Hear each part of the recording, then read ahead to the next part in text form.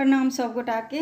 हम डॉली मिश्रा एकटा गणेश चतुर्थी के अवसर पर गणेश जी के भजन गबै छी।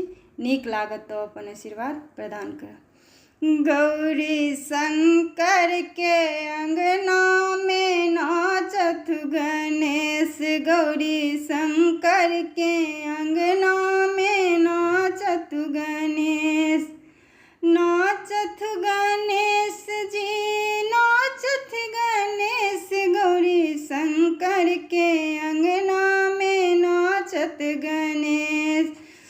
लाल लाल फूल लका अंगना सजेलौं, लाल लाल फूल लका अंगना सजेलौं।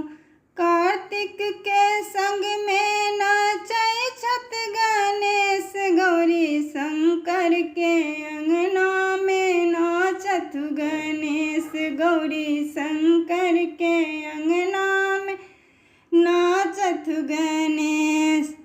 सोना के लोटा गंगा जल पानी, सोना के लोटा गंगा जल पानी, गौरी शंकर के चरण पखारू गणेश, गौरी शंकर के अंगना में नाचत गणेश, गौरी शंकर के अंगना में नाचत गणेश।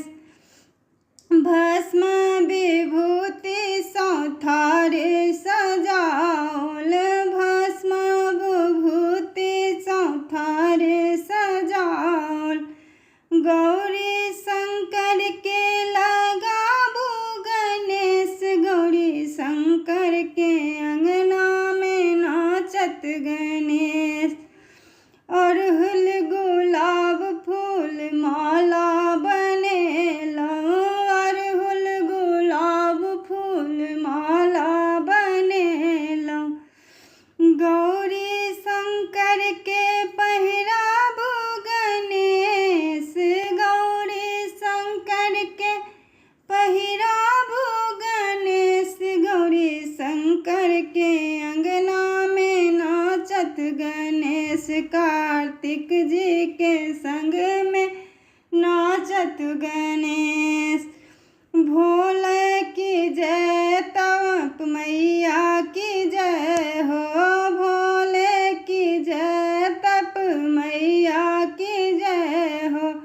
माता पिता के चक्कर लगावत गणेश, गौरी शंकर के अंगना में नाचत गणेश।